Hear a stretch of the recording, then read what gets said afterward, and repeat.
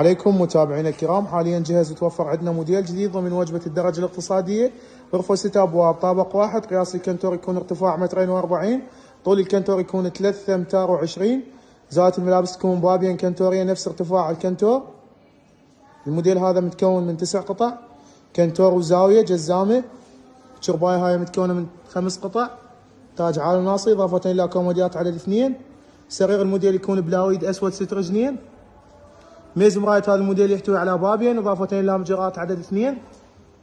ننوه إنه يكون الدوشق والشازلون حسب الطلب إضافة.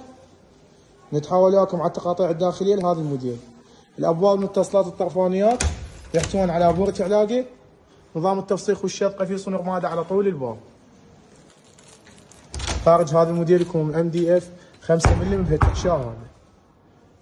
الأبواب المتصلات عليهم مراية قيافة يحتوون على رف بالوسط.